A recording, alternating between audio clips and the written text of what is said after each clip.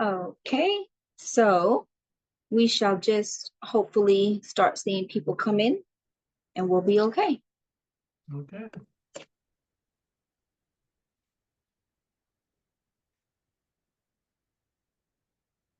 I'm going to join from my phone that I have just to make sure that we're in the right place. Sounds great.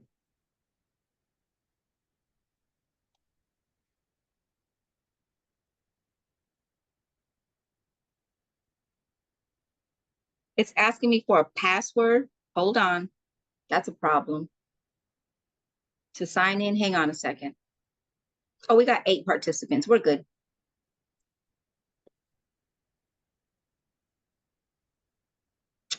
Hi, everyone. We're just going to give a couple minutes for people to start joining as we're not right at 3 o'clock. I always like to join from another way too, Rob, so that I make sure that we see what everybody else sees. Okay.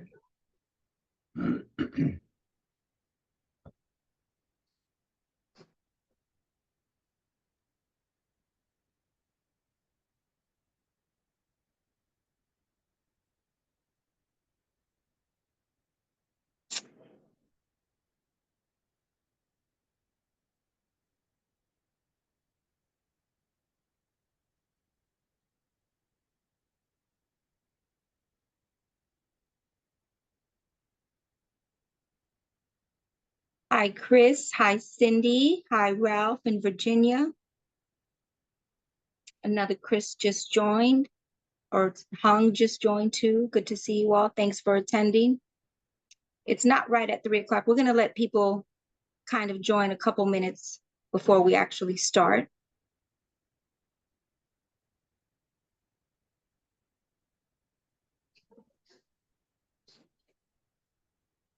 Thanks for joining all.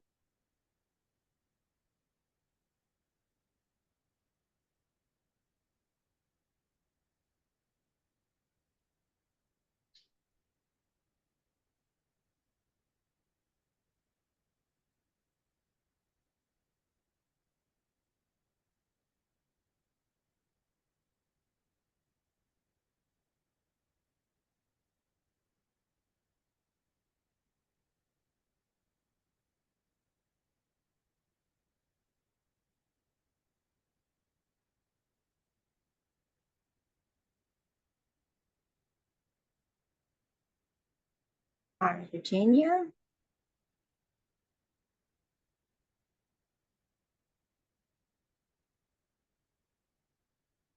Thanks for joining, Lucretia. I'm trying to catch everyone's names as you guys hop in. It's just right top at the hour. We're just going to give ladies and gentlemen a couple more minutes just to join before we actually start right at about 2-3 minutes in.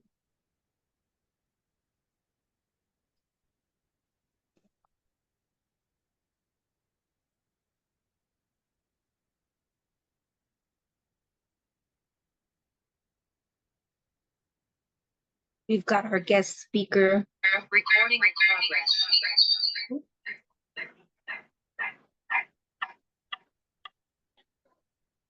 Sorry about that. You might have to put your phone on mute, Nancy.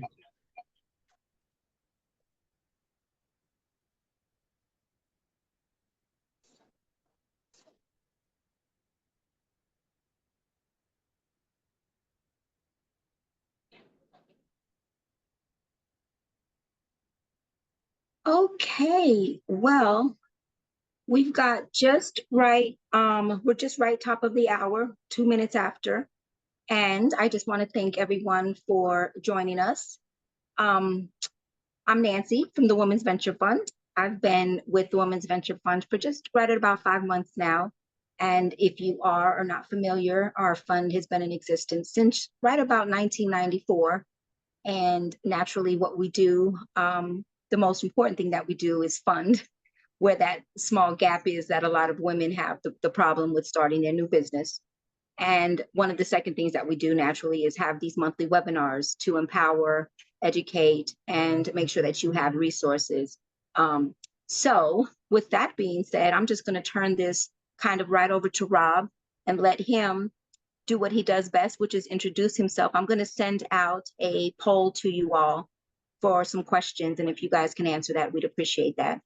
And then if you have any questions, you can raise your hand or just make a little comment in the chat. If you have any questions, we'll kind of pause at any time. So Rob, I'll just kind of check that for you. And if there's any pause questions, we'll just go from there. Sound good?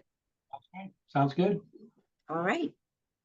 All right. Well, good afternoon, everybody, and thank you for taking time to attend this webinar today. We know that you guys are busy and that you're pulled in all different directions. So we will step lively through the presentation and get to your questions as we talk about artificial intelligence. Nancy has brought up a poll. I like to get to know my audience. So there's two questions we're asking you. The first is, have you used AI tools in your business already? And let us know from those responses if you have. And the second question is, you use AI tools primarily for what? So let's go ahead and give you guys a chance to fill out that survey. And while you are doing that, I will tell you a little bit about myself. I've been in business for over 40 years.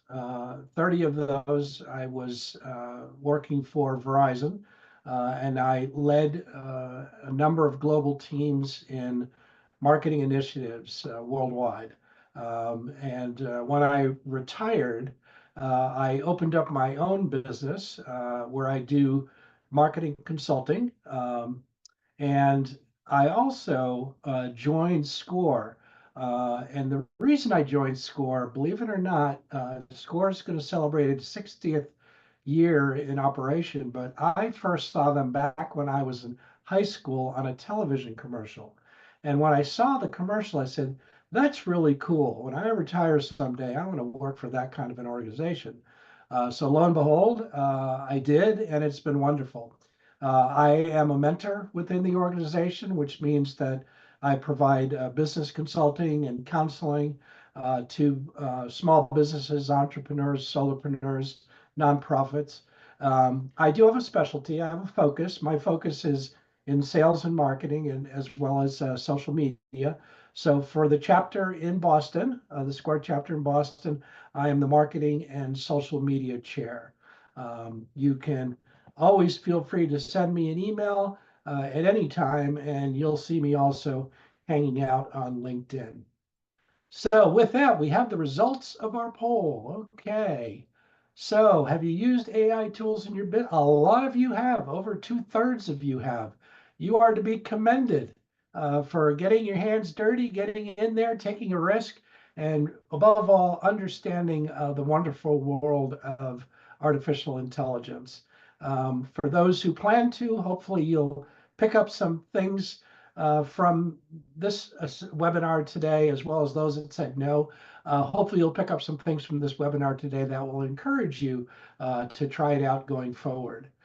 For those that are using it, you use it primarily for marketing, and that warms my heart because that's where I see it has its greatest value right now in the iteration that is out there right now. That's probably its greatest value. And then others are using it for product research. That's awesome. Using it for competitive assessments. That's also very good. And some are using it for customer service. Maybe you've got a chat bot on your website that people are putting stuff into and you're responding to that. And regardless of your use, AI is here to stay. And with any new technology, you've got your early adopters, you've got your later adopters, then you've got the ones that say, "Show me. You need to prove it to me that this thing is valuable." So what we're going to do today is we're going to define artificial intelligence. We're going to take a look at some of the use cases, but we're really going to focus on generative AI. We're going to define what generative AI is. We're going to look at the different types. We're going to talk about prompts and applications. We're going to talk about tools. We'll do some demos. And then we're going to go back and talk about prompts again. Um, so artificial intelligence it's a set of technologies that enable computers to perform a variety of advanced functions, including the ability to see, understand, and translate spoken and written language, analyze data, make recommendations, and more. AI is the backbone of innovation in modern computing, and it's unlocking the value for individuals and businesses. Today you'll see AI, which really is not that new. Artificial intelligence itself has been around since about the mid 70s. But it's what you do see today, what's new about artificial intelligence today is the generative AI, where it puts the power of AI in a tool form for you to use within your businesses.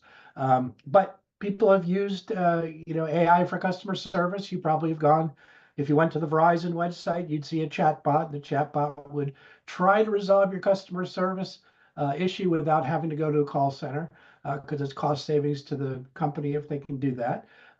They've used it for facial recognition, for personalized marketing, autonomous vehicles. They're certainly not new. They're just loaded with artificial intelligence to enable them to do the things that they do. Medical image analysis, credit screening, fraud analysis, and manufacturing in the form of robotics. Generative AI refers to a type of artificial intelligence that is capable of generating new original content or data that resembles something created by humans. This AI technology involves creating models that can learn and understand patterns and structures in existing data, and then use that knowledge to produce new data or content. You might have heard some buzz terms out there, such as machine learning and data scraping. What's occurring is when you go into one of these um, tools and you put in a prompt, it's going out based on the information you've inputted. It's going out not to a database, it's going out to an entire network of information to pull back and organize that information in such a way that it becomes usable to you for for what you need it to accomplish for you. And there's within websites, there is a little file. The file is called robots.txt. And what that little file does within websites is it gives instruction to the generative AI tools that are out there as to which pieces of the website they can pull information from and which other pieces of the website they're not allowed to pull information from. That's kind of happening behind the scenes. It starts with text. It can start with speech, but primarily today, there's these 5 different iterations of generative AI. There's either a text, meaning I put information in, it gives me information back. It can do text. You can do text to image, where you put information in, it gives you an image back. You can do the same thing to create slides. You can do it to create music. You can do it to create voice, and you can do it to create videos. Text to text is the most developed, and text to image is the second most developed. The others are emerging, and videos is really, just coming into its own. But it won't be long till you'll be able to do text to videos. So we talked about prompts. Generative AI prompts, what they are is they're instructions or input provided to a generative AI model to generate desired content. The prompts serve as a way for users to interact with the AI model and instruct it to produce text, images, or other types of content on the given input. So, for instance, you could put in a prompt, write a short story about a detective solving a mysterious murder case in a small, quiet town. Based on this prompt, the generative AI model will generate a short story that fits the detective and murder mystery theme. And we'll take a look at, we'll actually do some live demos of the tools. It's important to note that the quality and the relevance of the generated content depend on the quality of the AI model and the specificity of the prompt. It's really all about the prompts. You're going to get much more information out of the tool if you provide it with much more information. Well-crafted prompts can result in a more accurate and contextually appropriate response from the generative AI tool. And some models require careful tuning of prompts to achieve the desired output, as different prompts can yield different results. So the applications associated with generative AI, first and foremost, it's for content generation. You can put a prompt into the tool and say, I've got an idea, I've got a concept, write me a blog entry for this particular topic or this particular subject. And it'll come back and it'll write you a blog. Now, you don't have to take the blog verbatim. It lets you edit the blog. You can go back to it and say, this sounds a little too formal to me. Can you make it more informal? And it'll rewrite it in a style that's in a more informal way. You can do the same thing with articles. You can do it with product descriptions. You can even do it with business plans. The more information you put in, the better content you get coming out. People have used it for creative writing, for creating poems and stories and scripts for theaters or movies. It can provide you with it can give you additional ideas, and you could even actually go into it and say, I think I've got an idea to write a book about this particular subject. What's your opinion? And it'll come back and give you its opinion. Mostly it'll be positive. You can actually put documents into the tool, and when you input the documents, it'll edit the documents and send it back to you. So if you have a letter that you've composed and you want to make, and it's a very important letter, and you want to make sure it's grammatically correct, there are tools out there that will look through and make sure things are grammatically correct. But you could also put it in to one of these tools, and it'll come back with any corrections and or improvements.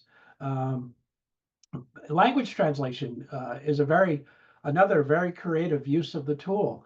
If you are on the phone with somebody who does that English is perhaps their second language, and they could send you an email of their question in their native language. You could put that copy paste that email into the tool, and it will translate it to English. You can then type your response and say translate this to Spanish, for instance, and it will take your response, translate to Spanish. You can put it into the email, send it back to them. It would be nice to have a translator in person sitting next to you, live translation. But if you don't have that luxury or that capability, this is another way you could possibly do it.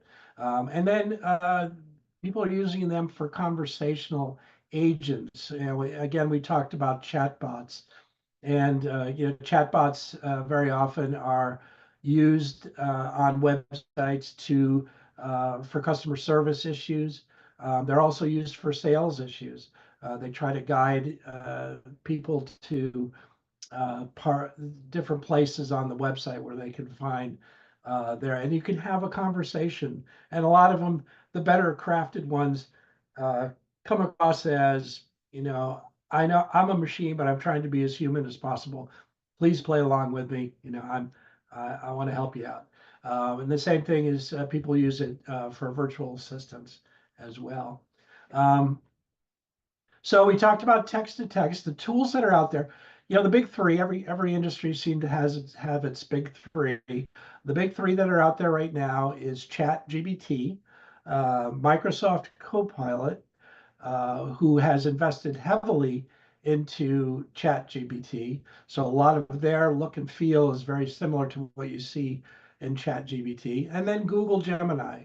And those are really the big three tools. There's a couple of other tools out there that are very popular, some of them more popular with the technical community, but these are the ones that are more popular with the general public.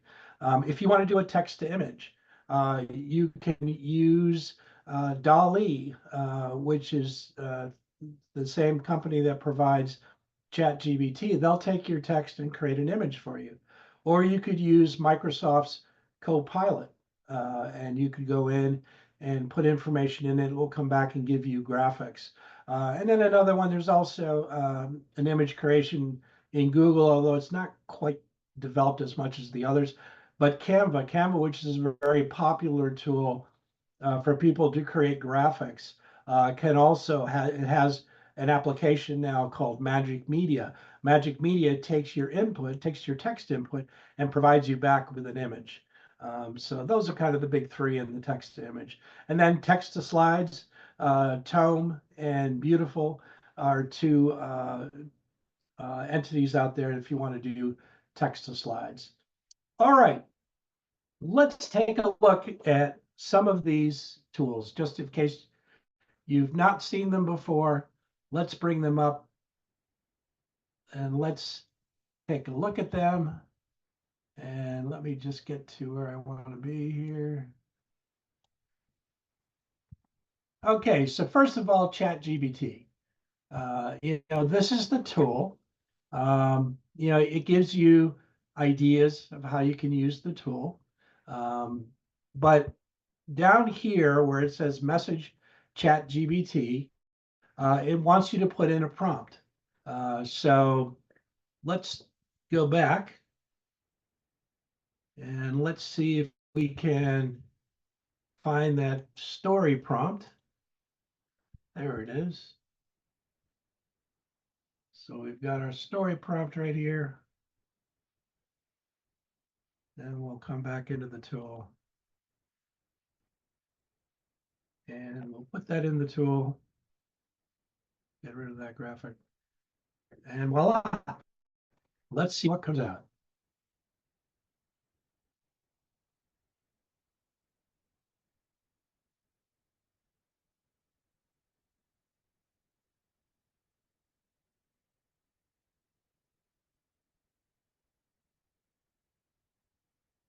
And there is your short story. Now, if I had to try to do this on my own from scratch, it probably would take me a good 2 to 4 hours, if not longer. I've put it into the tool here. It's come back. It's given me a short story that I can then look at. I don't have to take it verbatim. I can look at it and I can say, oh, you know what? I could say, it's pretty good, but can you make it a bit more spooky? And let's see what it does as far as altering the edit. And it could change it entirely too, because when you put a prompt in, it goes back out and rescrapes the data again.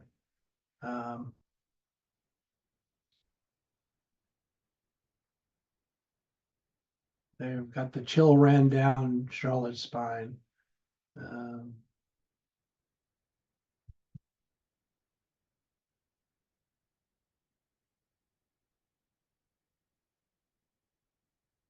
I could put things in like, can you include a dog in the story?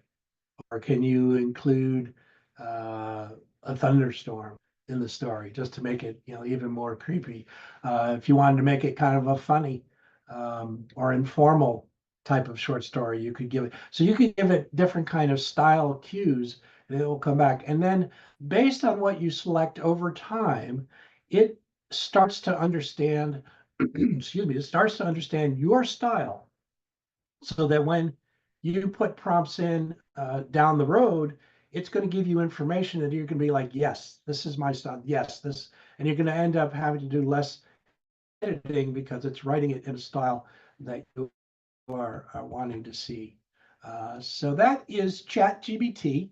Now we could take that same information, we could go over to Copilot, and we could say, let's put that same prompt in, and let's see what it comes up with.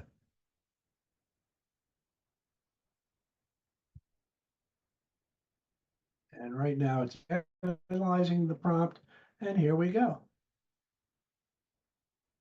Now it's coming out with a completely different story because we're not, it's not like uh, ChatGPT and Copilot and Gemini all go to the same database to get information. No, they're all going to the same network of networks that are out there, all of the millions of computers and databases that are out there. And it's just saying, based on what you've inputted in terms of the prompt, this is what I think you want to see. And you can see, it kind of goes on and on. Maybe I should have said a blog entry instead, but and then Gemini, which is offered by Google, we could go into that. Okay. Let me see if it lets me in here.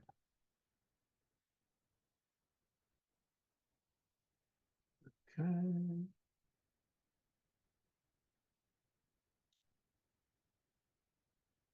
All right. So we're at our prompt. We put our prompt in. And sorry that I'm having a little more trouble with this one. Let me go back and grab it again.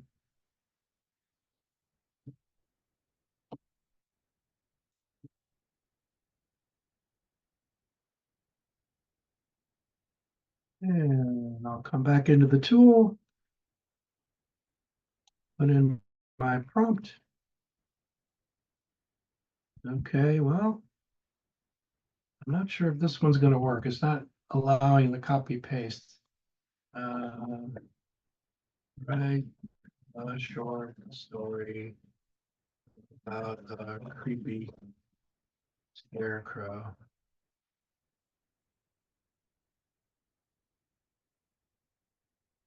And you can see the different tools have different speed associated with it. That the Copilot seemed to take the longest. But ChatGPT, Google Gemini were really quick in their responses here. So, there you go. So, if you were going to write a marketing material, some kind of marketing material, you could put it into all three tools and see which one you like the best, and then use that copy in your advertising. And so that's the use of a text-to-text tool. There's also text-to-image. And the one that I like to use is by Microsoft. It's called Image Creator. And it, again, works the same way as text-to-text, where you put in information. Like down here, I did in the prompt doghouse, and up came doghouses. Okay, well, what if I put into the tool a yellow colonial doghouse painted yellow with green shutters, a cedar wrap around deck, and a white picket fence?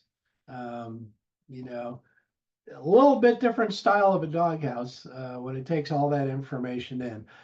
But again, it gives you the ability to create images from text. If Score were to ever consider changing its logo, what I did is I put in a prompt here and I said, Score provides business consulting for small businesses and nonprofits to create a blue, white, and green logo for the organization with minimalist digital art. And so it gave me four different selections. I don't know why it didn't pick up the C on these three, but it gives me a rendering. And, I could use it, or I could go back into the tool and I could say, could you make in the second picture, can you make the leaves red and not green, or black and not blue, or whatever. You can do that kind of stuff. You can work with the information until you get it to a point where you really like it. And so it's, the smart graphic artists that are out there today are embracing the technology of AI to enhance their offerings to their customers. A lot of people have said, oh, this is going to put graphic artists out of business. Not really. It's just going to change the way they do their work. And the smart ones are going to learn how to harness the technology. So that is the demos. So it just in review, when we talk about using the generative AI tools out there, it's all about the prompts. You want to be clear and you want to be specific. You want to, use a natural language approach. You don't have to use machine language. You don't have to use coding. Whatever. Just like you would ask a person, ask the tool. Provide context. The more context you provide, the more information it can provide back, and better information. You can specify the format and specify the style. If you want to do formal, if you want to do informal, if you want to do professional, if you want to do sports oriented, whatever the style is, and ask open-ended questions. There's no reason why you can't. A lot of people today are starting to use generative AI tools instead of Google. Because if you go and do a Google search, you can ask questions of a Google search, but it comes back with, links, and you got to go into the link to actually see what the information is. Within these tools, you can ask the question, and it comes back with an answer, which is all you're really looking for. I'm just looking for an answer to my question. Experiments and iterate. You can use it a lot of times in marketing strategies. People will do an A/B test. They'll send an A, maybe they'll put their A message on Facebook. They'll take the B message and put that on LinkedIn, and you'll see which one seems to be resonating better than the other. Use examples and references. Review. Make sure that when you're looking at, you stand behind. There's a lot of questions within AI today about who owns the content, and is there copyright issues, and is there intellectual property issues. They interviewed at the time the CEO of OpenAI, Congress did, and they posed the question to him. They said, I went to ChatGPT, I put in a prompt, it gave me back information. Who owns that information? And his response was, you own the information because you put the information into the tool. So the information the tool gives you, you own that information. And then respect ethical guidelines. It's not going to, they're not going to necessarily tell you how to rob a bank or to tell you how to defraud the government. So, be ethical in what you are putting your prompts in for the information you're looking for. Okay, so to wrap up. Hang on. Hey, so Rob, you got one question there in the chat box. Someone just asked, how much do these AI software cost? I've got a great gift for you at the end of our webinar today. But they roughly, the ones that charge, there's a lot of them, like AI, ChatGPT has a free version. But if you want a little faster response time or a little more current information, they have a premium service that they charge $20 a month for. Microsoft has a premium version that they charge $20 a month, and Gemini has a premium version that they charge $20 a month for as well. So they all have a free version, but then they have a premium version that does some different, more expansive things. They call it freemium, a freemium Got it. tool. Just to kind of piggyback off of that question, what is the difference between or how do you know what's the difference if you were to purchase the software versus using the free version? Is there much difference? Yeah, it depends on how current the information needs to be. Like if you're looking for the most current information on marketing trends, if you have the free version of ChatGPT, it cuts its uh, data off at, like, I want to say around September of 2023. So if you want the more current information, you'll want to be on the premium version. They also, sometimes on the free version, you put information in and you have to wait because others are using the tool. On the free version, you don't have to wait. You can get the information right away. And then there's some other options. What I'm going to do, I'll hang on for 1 second, and I think I'll answer the question very, very definitively. Okay, so getting started with generative AI, first decide which AI tool to use, or use all three. There's no reason, but decide which one to use. Personally, I use ChatGPT, but occasionally I'll go out and look at stuff in Copilot and go out and look at stuff in Gemini. But for my purposes and what I need it, ChatGPT works just fine. And I do have the premium version of ChatGPT. Um, You get got your one more prompts together. question Yeah. when it comes to the premium version. So Marianne asked, is the premium version more secure so that if I give it text to clarify using customers' names, will that be private in the premium? Unfortunately, no, because you are in the public domain. You're not in a proprietary database, and they are pulling information from all over the internet to provide you with a response. So any personally identifiable information that you would put in the tool will be made available to the tool. And so it's one reason that there's kind of three areas that they really caution using these types of tools. The first is in the area of healthcare and medicine, because the tool can at times, particularly if it can't really interpret what you're asking, it will what they call hallucinate, which means it will come back with information, but when you verify the information, you go, this isn't correct. So um, they say healthcare, they say finance. You don't necessarily want to give it a lot of financial decisions to make. You could give it, financial analysis, like analyze the spreadsheet for me, and it could do very well. But if you wanted to give you recommendations, like, which stock should I buy or which fund should I invest in, they caution against that. And the third area is legal. You have to be very careful when using, the tool.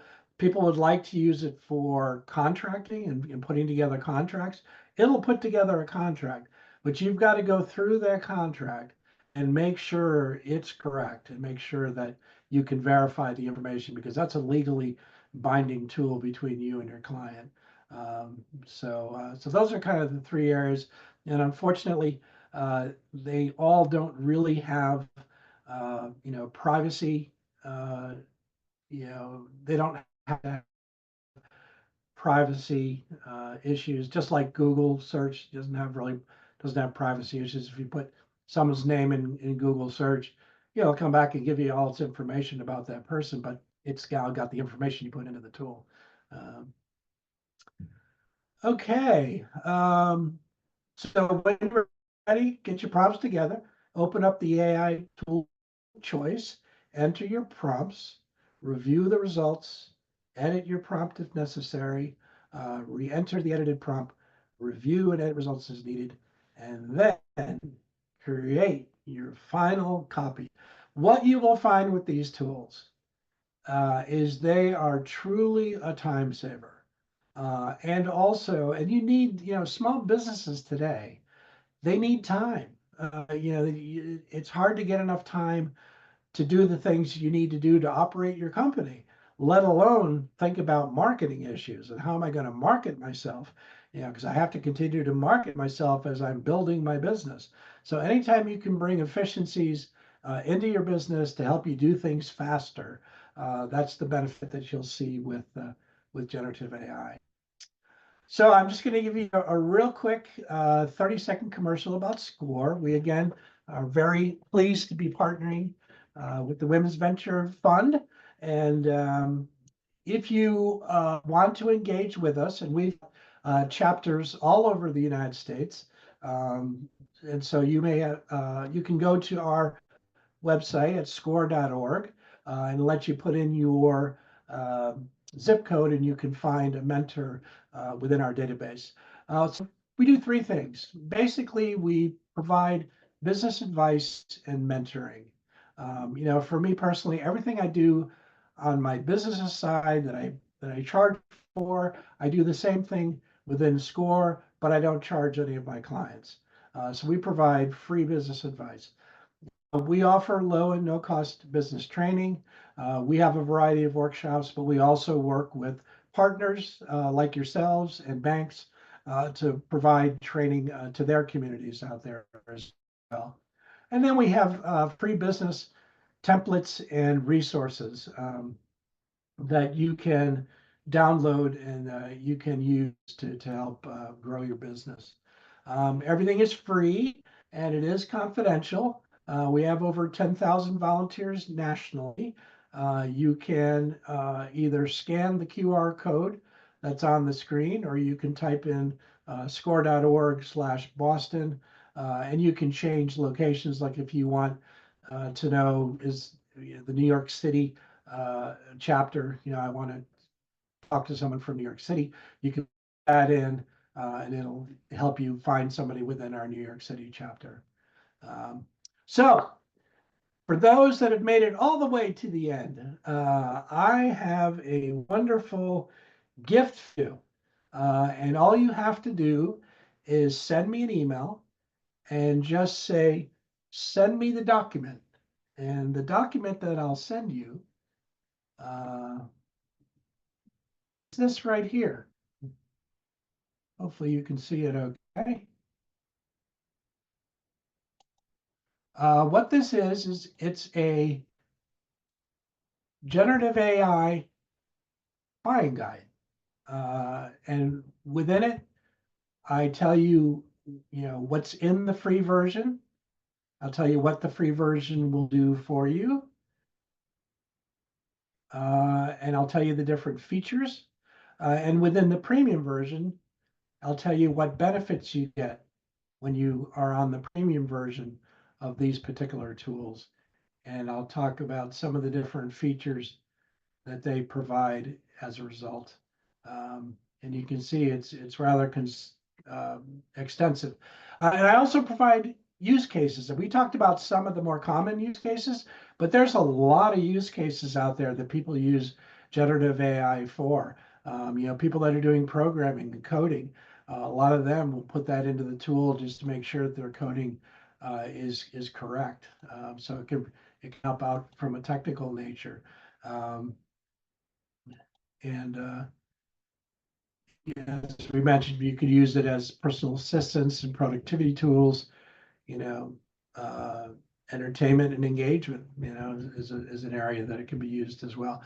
So all you have to do is send me an email and say, send me the document, and I'll send you, actually, Nancy, are we making this presentation available to the attendees, or? We are. So what we're going to be doing is give us about a week or so, because we're cleaning up our version of our YouTube channel, and we'll be putting all of our past and present videos on there. And then we'll share this with you as well. So if you want to use it for yourself, Rob. Okay, very good. Okay. Well, I want to thank all of the attendees. I want to thank you, Rob. We may have you come back next year. We've got a great turnout. And if anybody has any last and final questions, he can have a little couple minutes for a Q&A.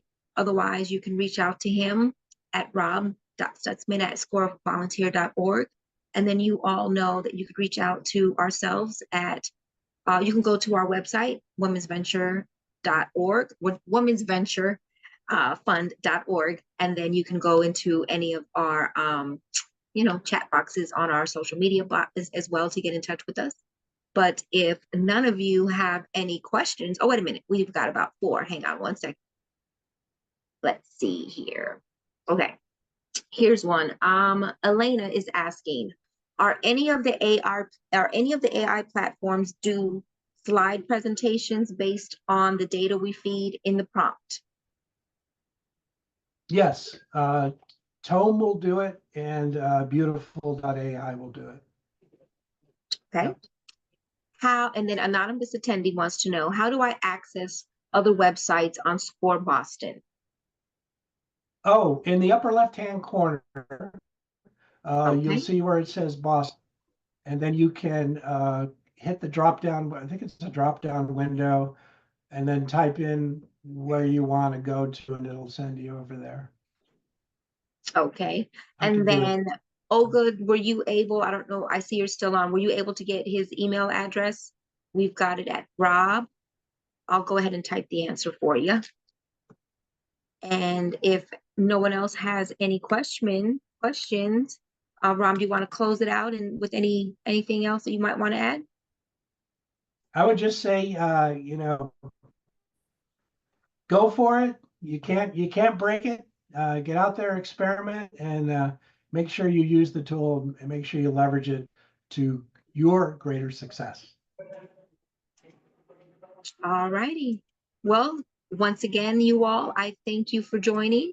If you have any questions, please feel free to reach out to Rob on his emails. Rob, thank you again. You're welcome. Bye now.